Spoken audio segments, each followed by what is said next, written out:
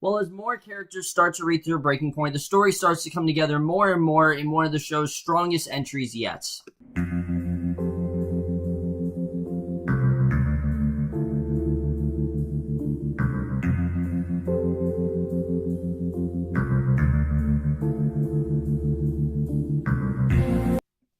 Hey guys, remember Twin Peaks The Return, Part 6, and I was definitely looking forward to this part. As you guys know, I have overall been enjoying this particular, mini series. I think they've done a really good job with the show so far. But yeah, it has been very up in the air. This episode, I do still say last episode was probably the most conventional. Like, it felt the most like a normal structured TV episode. But this episode was great. I really did love part 6. Again, I know David Lynch doesn't like to call it episodes, but at this point, I don't know what else to call it. I'm just going to say episode. I really did enjoy this part overall. I thought there was some really great stuff going on here. I thought we had some really great stuff going on with all the characters. A lot of things are starting to come together, and I really do love the way things are starting to go. But let's just get into this particular part, because I really do want to get into it. So we start off with Cooper, and right where the last part left off, we see he's observing the statue, and an officer then comes up to him, says that he told him to be on his way an hour ago due to the law against loitering in the area, and he asks for his name, and Cooper continues to refer to himself as Dougie. And again, Cooper in general is just so interesting. He's like a little child. He repeats some things. He plays with things. I mean, he basically has the intellect of a little child, kind of rediscovering the world and, discovering how to talk. All those kinds of things I just find so fascinating. And Kyle MacLachlan is taking what could be a really silly caricature and really making it something real. I mean, this is clearly someone who's so confused and has completely lost their identity because of the fact that Cooper has been trapped in this otherworldly, place, and it has very much fucked him up. And it's really working out for him, I have to say. So he asks where he lives, and Cooper says home, and the officer asks where that is, and Cooper goes over to the officer's uniform. He has this obsession with his badge. We don't really know what that's all about, but the officer tells him to take his hands off of it, and Cooper tells him he lives in the Red Door, and the officer asks if he's been drinking or taking any drugs, because obviously a normal person doesn't really act like this. And Cooper says case file, and the officer tells him to come with him. He takes him by the shoulder, and he brings him back to Janie Eastholm, who I have to say, I really love we got with Janie E, but I have really been loving Naomi Watts in this role. I am so happy that she has been included in this show, and I'm happy that she is, so far at least, a major character. I really am loving what we're getting with her, and this, I think, was her strongest episode yet. Naomi Watts really did kill it in this episode. I've loved her since things like Mulholland Drive. David Lynch does as well. He likes to use her a lot. But particularly this particular part, I really love we got with her. So the officer asks if she knows him, and she says that he's her husband. She asks where he's been, and the officer says that he seems a little bit disoriented, and she says that he's like that on a good day. The officer says he has no identification. He was unable to give him the street address. He only knew the house by the color of the door, which he said the red door because he thinks of it as a red room. And she thanks him for bringing him home, and Cooper again tries to touch the badge, which the officer warns her actually he has a habit of doing. Like, he likes to touch his badge a lot, which again, just very strange. We don't know what that's all about, but basically she again thanks him. She leads him inside, and the officer then hands her this envelope and then bids her good night. So again, we don't know what's in the contents of that envelope. We'll get to that in a second, but she brings Cooper back in the apartment, asks him about the whereabouts of his car, and she asks if he's eaten, and she says she'll fix him a sandwich. So she brings him in the kitchen and they eat, and she then tells him that tomorrow at lunchtime she will make a doctor's appointment for him. He repeats parts of what she says, and she asks him what the case files are, and he touches them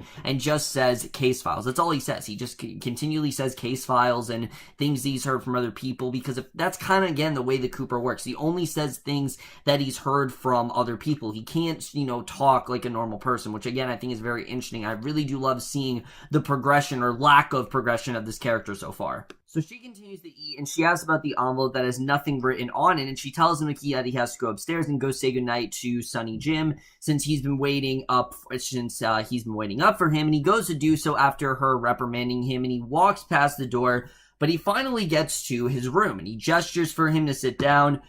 He sits and continues to eat the potato chips, and he hands one to Sonny Jim, who tells him he already brushed his teeth, and asks for Dougie to leave his cowboy light on, and tells him to stay with him until he falls asleep. And I love how normal this is for Janie E and Sonny Jim. Again, I think it says a lot about Dougie as a character. Dougie, at least what I'm getting, is that he wasn't exactly someone who thought for himself a lot. He needed people to do things for him, and Cooper then agrees despite continuing to turn the light off, and Janie even looks through the mysterious case files. She yells at Dougie to come down, so clearly there's something she's seen that has very much upsetted her, and Sonny Jim says that he was going to stay with him. She says he's not doing that tonight, and she'll be upstairs shortly. He comes down, and she tells him that he's in the doghouse. He was supposed to call some people and set up a time to pay them off, and now a picture containing him with Jade has shown up, and obviously, she's not too happy about that. You know, she had no idea who Jade was. She just knows that he's obviously with another woman, and she's outraged about it, and admits that he does know her. And then they receive a phone call, and she demands that he answer it, and lets him know that they're not done with this. Like, she's not just gonna drop it. Obviously, this is something that is a pretty big deal, and she answers the phone, and it turns out it's actually from the individuals to whom Dougie owns money. And I love that we only heard her side of the conversation. Like, at this point, we didn't really know what was going on, but apparently he owes them a lot of money, and it's actually $50,000, which is insane, and basically say to have that on him tomorrow and then call his office. She says to not do that, and she says she'll talk to them herself in the park tomorrow afternoon. She hangs up the phone and tells him that he's made a mess of their lives, and now doesn't know what to do with him, since he has to meet his friends at the time when she was supposed to take him to the doctor. She asks where his car and wallet and identification is, and if that's work, he better get started right away. Like, obviously, you know, if he has to bring that to work, obviously he needs to get on that right away, because the last thing they need is him losing his job. It's like the one thing that really is holding this family together. And we really do start to see a lot of sympathy for Janie E. Like, she kind of is trying to keep this family afloat when we can see they kind of are starting to destruct, you know, that he kind of is causing to destruct their family. So she says she's going to go upstairs, say goodnight to Sonny Jim, and lets him know that tomorrow's a big day, and she kisses him and leaves, and he then traces his finger onto one of the case files, and in the red room we see Mike. He tries to call out to him, and he tells him that he has to wake up and not die. And again, don't know what this is all about, but he continues to look at his case file, and he then sees these small sections of light that begin to appear, and obviously, you know, he does make note of them. He actually marks them with various scribbles and traces of his pencil, so again, not entirely sure what's going on here. But then we get to one of the most notable scenes that I have been waiting for forever. We see in Philadelphia, Albert, he gets out of the car, which the last time we saw Albert was in that whole subplot where I didn't really know what was going on there. You know, we saw Albert and, you know, Preston, things like that. Well, now we seem to understand where this is going. It's pouring rain, he curses Gene Kelly, and he goes to Max Vaughn's bar, and we finally meet someone that we have been hearing about forever. We finally get the chance to meet Diane. Yeah, Diane Evans, who immediately recognized him, who is in fact played by Laura Dern, and a lot of people predicted this was going to happen, and that's exactly what's going on. Diane clearly is someone who is going to help her out. I'm assuming she's going to be the one to get Cooper his memories back, and to help them identify who the doppelganger really is, because of course, the doppelganger is still out here. We don't see him in this episode because honestly there's not much else they can do with him. He's in prison right now just saying a bunch of nonsense, so there's not really much else they can do with him at the moment. But this has been a long time coming, and I really did think they did not let this down. Like, I was very impressed by the way this was handled. You know, even if it was brief, it makes me very excited to see where they're going to go with this character. We've hyped her up so well that I really hope this doesn't let us down. So we then meet Richard Horn, who I don't know if he is of relation to Audrey, but I do know we are going to see Audrey eventually. She is confirmed to return, and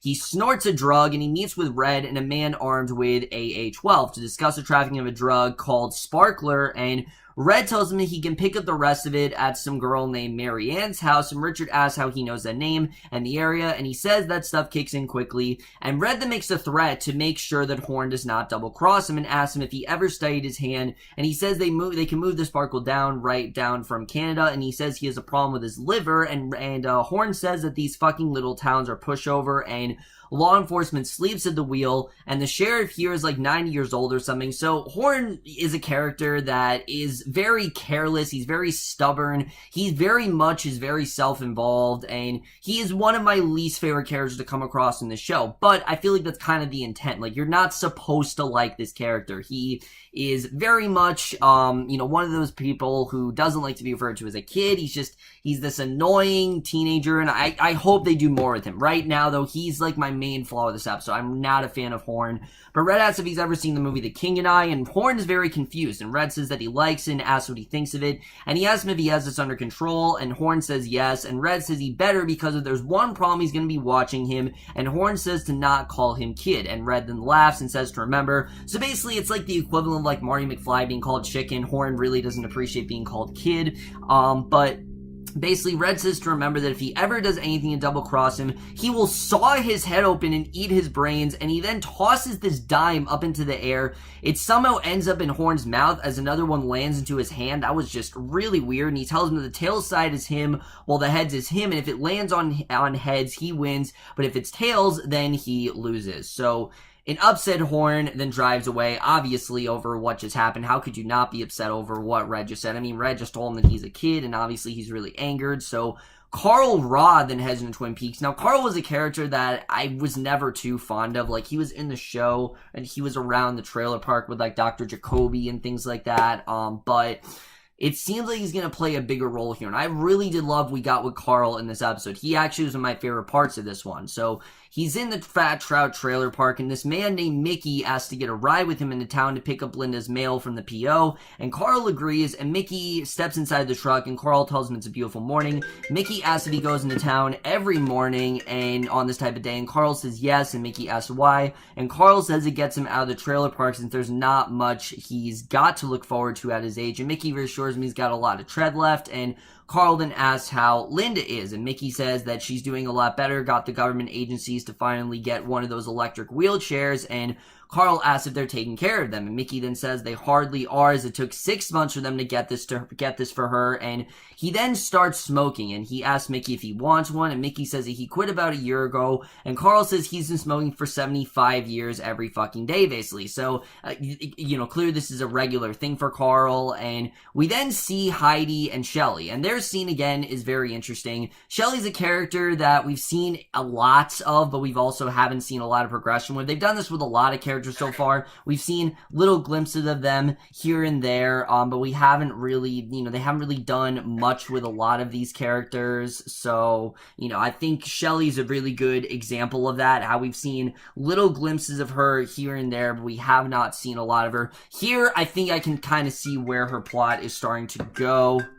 So we then meet Richard Horn, who I don't know if he is of relation to Audrey, but I do know we are going to see Audrey eventually. She is confirmed to return, and he snorts a drug, and he meets with Red and a man armed with AA-12 to discuss the trafficking of a drug called Sparkler, and Red tells him that he can pick up the rest of it at some girl named Mary Ann's house, and Richard asks how he knows that name and the area, and he says that stuff kicks in quickly, and Red then makes a threat to make sure that Horn does not double-cross him and asks him if he ever studied his hand, and he says they can move the Sparkle right down from Canada, and he says he has a problem with his liver, and Horn says that these fucking little towns are pushover, and law enforcement sleeps at the wheel, and the sheriff here is like 90 years old or something. So Horn is a character that is very careless, he's very stubborn, he very much is very self-involved, and he is one of my least favorite characters to come across in the show. But I feel like that's kind of the intent. Like, you're not supposed to like this character. He is very much, one of those people who doesn't like to be referred to as a kid. He's this annoying teenager, and I hope they do more with him. Right now, though, he's like my main flaw of this episode. I'm not a fan of Horn.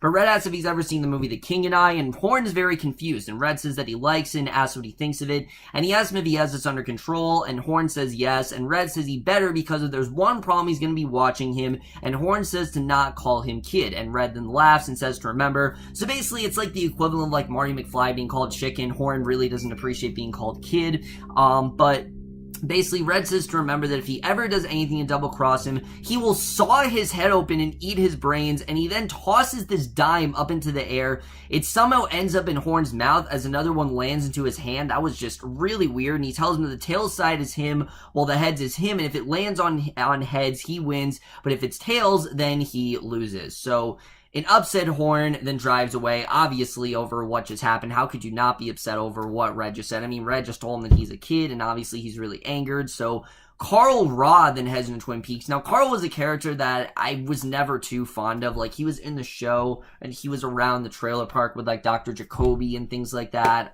but it seems like he's going to play a bigger role here, and I really did love we got with Carl in this episode. He actually was one of my favorite parts of this one. So he's in the Fat Trout trailer park, and this man named Mickey asks to get a ride with him into town to pick up Linda's mail from the PO, and Carl agrees, and Mickey steps inside the truck, and Carl tells him it's a beautiful morning. Mickey asks if he goes into town every morning and on this type of day, and Carl says yes, and Mickey asks why, and Carl says it gets him out of the trailer park since there's not much he's got to look forward to at his age, and Mickey reassures him he's got a lot of tread left, and Carl then asks how Linda is, and Mickey says that she's doing a lot better, got the government agencies to finally get one of those electric wheelchairs, and Carl asks if they're taking care of them, and Mickey then says they hardly are, as it took 6 months for them to get this for her, and he then starts smoking, and he asks Mickey if he wants one, and Mickey says that he quit about a year ago, and Carl says he's been smoking for 75 years every fucking day, basically. So, clearly this is a regular thing for Carl, and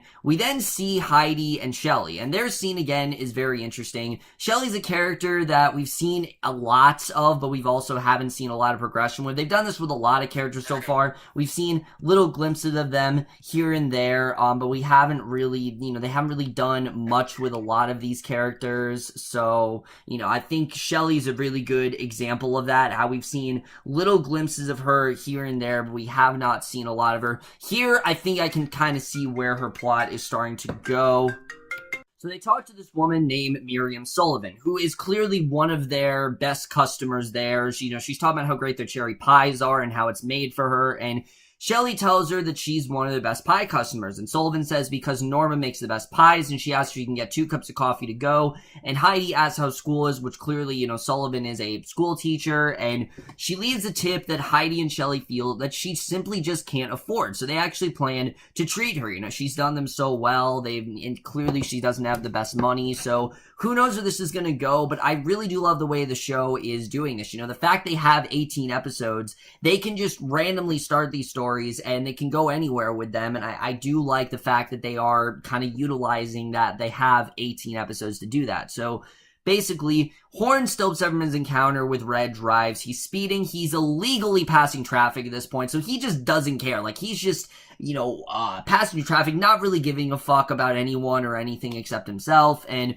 Carl, in the meantime, is sitting on a bench smoking. He looks up at the sky, and he sees a mother and her child just casually playing a game of tag, not really thinking much of it. There's not really much going on there. They're just kind of playing tag. That's not really much else going on with that. But basically, he takes a sip of his coffee, and Horn continues to speed through traffic. He sees a car in his way, and he drives onto the wrong side of the road, which I'm like, what the hell are you doing? Are you trying to kill yourself? Like, that's what it seemed like, at least. It seemed like he was kind of trying to kill himself, not really giving a fuck as to, what he was doing. But we basically see he ignores this stop sign, and it literally causes him to run over and kill the child that was playing in the streets. And even after killing the child, Horn just doesn't care. He's like, I told you to get out of the street. I told you to get out of the way. Well, I mean, that's your fault. You went on the wrong fucking side of the road. What do you think is going to happen? I mean, obviously, nothing good can come out of there. There's a reason why you don't drive on the left side of the road. But the mother then cries out, runs to her dead son, and all the other drivers getting out of their cars, except for Horn because he's an asshole, and he continues to drive. He passes Sullivan, again, not really caring. He just continues to speed down, and Carl, meanwhile, is actually one of the many townspeople to witness this, and he sees this golden aura float from the child's body, and I kind of saw it as, like, he knows what the child's going through, because if you guys remember, way back in the show, we found out that Carl actually disappeared when he was a young boy, and I don't know if that's connected to what's going on here, but I feel like he feels like it's his duty to help out this mother. So he goes to comfort the mother understanding her situation, because again, you know, his mother kind of went through something like that when he disappeared. But I really love this scene. I think it was one of my favorite scenes of this part. I really did love what we got here with Carl, and I really do like the way he went to comfort the mother. I thought that was definitely very strong. But we then finally go back to something that we saw one glimpse of in episode 2, and I didn't know what it was all about. But we go back to Las Vegas, and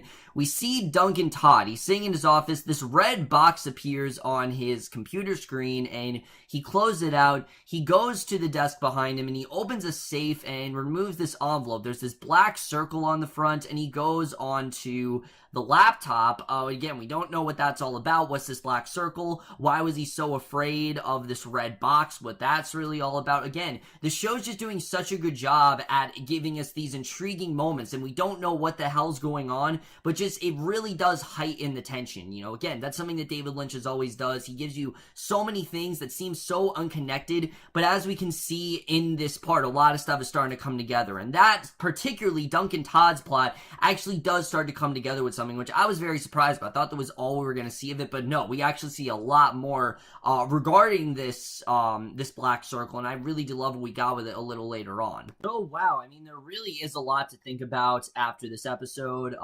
Let's first talk about everything going on with Dougie here, because there's a lot we found out going on with him. First of all, we now know these guys, I think, are going to leave them alone. I mean, at least Janie E wants them to, but who says they're going to? And who knows if they're actually connected to someone? I mean, the Spike... Why is the Spike in pursuit of Dougie? Is he connected to possibly, you know, do Tommy and Jimmy, do they work for the Spike? I mean, I have a feeling that maybe they do, and maybe he's going after Dougie, but I don't really know exactly. I mean, obviously, if he can take all the rain, he could very well take out Dougie. So I do think that is going to come back into play at some point. But again, I don't know. Is Tommy and Jimmy, are they connected to Spike, or is it just something completely unrelated? It's just not clear right now, and I don't think Lynch wants it to be clear. I think he wants us to think about it. I think he wants us to really process, you know, is this really what's going on here? And also, how is Todd connected to this? Why was Todd received that red box, and why was he so terrified about? What is the significance of that red box? We still don't really know what that's all about. It's similar to the black box that you know, the guy that got killed was watching. I can't think of his name right now. Sam Colby, you know, he was watching it as well. So we don't really know what that's about either. I think that definitely is going to come back into play. We now know that they have found Dougie's destroyed car, so there's got to be some sort of significance there. We don't know what that's all about. Again, there's just a lot of things we don't know about right now. Let's talk about Carl, because clearly this child's body, I think he is going to take care of this mother, and I think he feels like it's his duty to look after this mother after what happened to him. Why shouldn't he take care of his mother? He should definitely be the one to do that, and I'm interested in seeing the way that's really all going to go down. Is she going to enjoy him taking care of her, or is she going to be like, back off, I can do this myself, you know, why do you care about my son so much? I mean, I don't know if she's going to be creeped out. We'll have to see the way that's really going to play out, but I think that definitely is going to be very interesting, just to see the way that's all going to go. There's just a lot of possibilities for what can really happen with that story. Horn is a character I really can't stand, honestly. I mean, he seems to have no contempt for this child whatsoever. He doesn't seem to care at all that he killed him, and I don't know why we're supposed to care about him, honestly.